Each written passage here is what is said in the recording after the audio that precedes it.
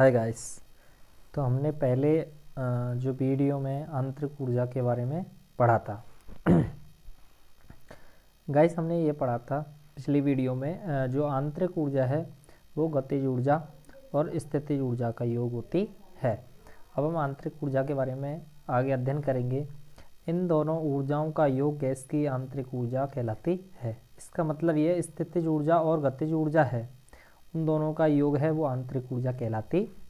यदि किसी निकाय को एक अवस्था से दूसरी अवस्था में ले जाया जाता है तब इसकी आंतरिक ऊर्जा में परिवर्तन du uf माइनस ui हो जाता है।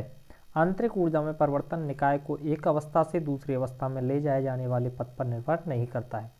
अर्थात जो आंतरिक ऊर्जा का जो मान है वो किसी पथ पर निर्भर नहीं करता है। यानी जो आंतरिक ऊर्जा में परिवर्तन होता है वो अंतिम माइनस प्रारंभिक जो ऊर्जा होती है उसके अंतर के बराबर होता है। तो गाइस हमारी जो ऊर्जा है आंतरिक ऊर्जा उसका मान हो गया du बराबर uf माइनस ui। ठीक है गाइस। अब हम जानते हैं गति के प्रथम व द्वितीय समीकरण से। ठीक है गाइस, यहाँ पे ऊपर लिखा हुआ है। मैं इस वाली समीकरण को अगर कैलकुलेट करूँ तो हम जानते हैं ऊष्मागतिकी के फर्स्ट नियम से dq यानी ऊष्मा का मान आंतरिक ऊर्जा में परिवर्तन प्लस कार्य के बराबर होता है। यदि आयतन v व दिया गया प्रेशर p है तो dq बराबर du plus p into del dv। तो गाइस हम जानते हैं ऊष्मागतिकी के द्वितीय नियम से। द्वितीय नियम क्या है? जो ऊष्मा का मान है वो टेम्परेचर और एंट्रोपी में परिवर्तन के बराबर होता है। अब हम यहाँ से dq का मान यहाँ पे रखेंगे तो ये हो गया TdS बराबर du प्लस PdV। तो गाइस अब हम क्या करेंगे, यहाँ पे पक्षांतरण करने के बाद du हमारा यही है, PdV को इधर ले जाएंगे तो माइनस में, तो TdS माइनस PdV बराबर du। अब मैं du को ट्रांसफ़र करके इधर लिख देता हूँ TdS माइनस PdV। गाइस हम डायरेक्टली इधर ले आए इनको। अब गाइस हमें क्या करना है, मैक्सवेल के जो समीकरण निकालने हैं आंतरिक ऊर्जा के लिए उसमें हम सबसे पहले जानेंगे कि यहाँ पे S और यहाँ पे V है। जो कि U है वो फंक्शन ऑफ मैं मान सकता हूँ V एंड S है, यानी VS या SV लिख सकते हैं। तो हम क्या करेंगे, B व S के सापेक्ष अवकलन करने पर, तो अवकलन करेंगे गाइस। कैसे करेंगे, एक चीज़ को कांस्टेंट रखेंगे हम यहाँ पे हम डेल u। गाइस अगर हमें s के सापेक्ष करना है तो v कांस्टेंट करना पड़ेगा। ठीक है, तो del u upon del s के सापेक्ष किया तो v कांस्टेंट, तो ये वाली टर्म v के सापेक्ष तो 0 हो गई, ds का 1 हो गया तो इसका आ गया t। इसी प्रकार से del u over del v। अब हम v को के सापेक्ष करेंगे तो s को क्या रखेंगे, कांस्टेंट, तो इसके सापेक्ष करेंगे तो dv से 1 माइनस का p, ये बच गया। हम जानते हैं ये राशियां हैं वो यथावत अवकलज होती हैं। यदि अवकलज होती है तो गाइस हम क्या करेंगे, एक बार और डिफरेंशिएट करेंगे। और डिफरेंशिएट कैसे करेंगे, अब की बार v कांस्टेंट रखा है, हम अब की बार s को कांस्टेंट रखेंगे और हम v के सापेक्ष करेंगे। तो गाइस अगले में क्या करेंगे, del over del v, del u over del s, हम कांस्टेंट अब s को रखेंगे। ठीक है, तो v तो पहले था अब s हो गया, तो डेल t अपॉन हमने v के सापेक्ष किया है डेल v और कांस्टेंट रखा है s। ये हमारा गाइस अगर हम समीकरण फर्स्ट दें तो इसी प्रकार से हम सेकंड का करेंगे। अब सेकंड वाला पार्ट है हमारा, तो अब s यहाँ कांस्टेंट है हमारा, v को रखेंगे तो s के सापेक्ष करेंगे del over del s, del u ऊपर डेल v, s हमारा पहले से है और v अब कर दिया है, और ये हो गया del p upon del s। हम जानते हैं s के सापेक्ष किया है और कांस्टेंट हमने v रखा है। तो गाइस समीकरण सेकंड। अब हम जानते हैं ये दोनों समीकरण हमारे समान है, तो समीकरण 1 व 2 से गाइस ये दोनों समान है तो ये दोनों भी क्या होंगे, समान। तो ये हो गया del t over del v, ये वाला पार्ट कांस्टेंट s रखा हुआ है, इधर माइनस के del p over del s और कांस्टेंट p। ये हमारी गाइस हमारे जो चर हैं वो टी और पी है, जहाँ पर एंट्रोफी और आयतन को हमने क्या मान रखा है, S and V equal to constant,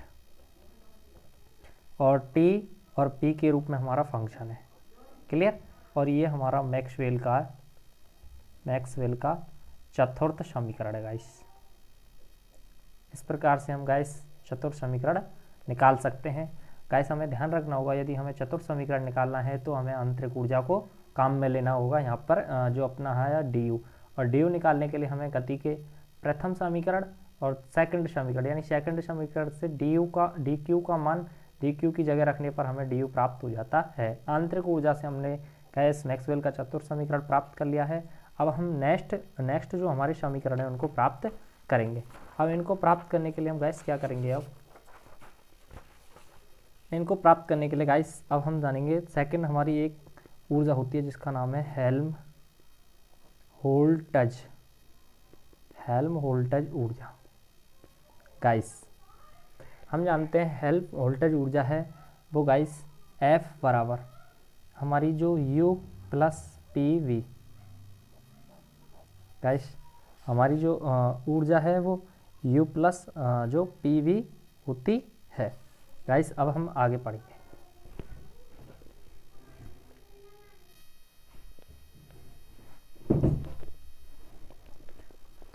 तो गाइस अब हम क्या करेंगे, हमारी हेल्महोल्ट्ज़ ऊर्जा, अब हेल्महोल्ट्ज़ ऊर्जा का जो हमारा फॉर्मूला होता है वो होता है हमारा F बराबर जो U माइनस टी एस। हम जानते हैं यहाँ पर F का मान है वो हेल्महोल्ट्ज़ ऊर्जा हो गई, U हमारी आंतरिक इनर्शियल एनर्जी हो गई, T टेम्परेचर, और S का मान यहाँ पर है जो एंट्रोफी हो गया। ठीक है गाइस। अब हम क्या करेंगे, हम F बराबर U माइनस टी एस। अब F का रखेंगे हम डिफ्रेंशिएट करेंगे अवकलन करने पर। अब अवकलन कैसे करेंगे, डी एफ बराबर D U minus T D S. हम जानते हैं एस का टी डी एस हो गया, ठीक है, टी डी एस माइनस, अब हम जानते हैं चारों ऊष्मागतिकी चर हैं उसमें टी भी होता है एस भी होता है। मैं अगर पहले टी का करूँ डी एस के सापेक्ष एस के सापेक्ष डी एस हो गया। अब मैं एस को कांस्टेंट रखूँगा और दूसरे के सापेक्ष करूँगा गाइस, तो ये हो गया डी टी। इसको मैं समीकरण 1 रख देता हूँ।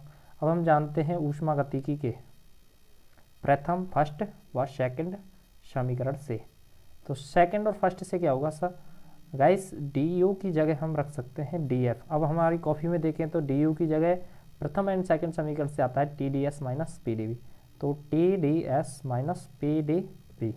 आगे की guys D U minus T D S है ही क्वेश्चन में एस डी टी। हम जानते हैं guys T D S plus का है टी डी एस माइनस का है, तो हम काट देंगे। डी एफ बराबर ये आ गया हमारा guys minus P D V और माइनस एस टी टी।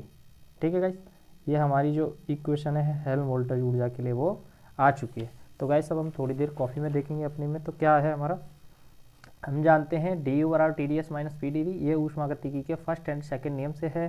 यदि तंत्र समतापी है टी नियत हो गया, डी टी इक्वल टू 0 हो गया। डी यू बराबर अपनी जो D T S minus P D V हो गया, तो D U minus T S, यानी ये अब मैंने यहाँ पे हेल्महोल्ट्ज़ ऊर्जा है वो मान ली है, यू माइनस टी एस बराबर minus P D V. U minus T S बराबर एफ हेल्महोल्ट्ज़ फलन है, जो कि मैंने पहले ही रख दिया था वहाँ पे। ठीक है गाइस, तो डी पी बराबर हो गया यहाँ पे हमारा माइनस पी डी वी, तो डी एफ का मान है माइनस टी डब्ल्यू, अर्थात हेल्महोल्ट्ज़ मुक्त ऊर्जा इस ऊर्जा को व्यक्त करती है जो कि निकाय द्वारा खर्च करने में या कार्य करने में व्यय होती है। हमारा फॉर्मूला का है क्या, एफ बराबर यू माइनस टी एस। तो हम डिफ्रेंशिएट करेंगे डी एफ जो कि हमने गाइस यहाँ पे किया था। ठीक है गाइस, देखिए गाइस एफ बराबर यू माइनस टी एस हमने रखा था, डिफ्रेंशिएट किया था, डी यू का डी हो गया। अब फर्स्ट एंड सेकंड से करेंगे, पहले का अगर कांस्टेंट रखूँ तो सेकंड के सापेक्ष डी एस माइनस का गया।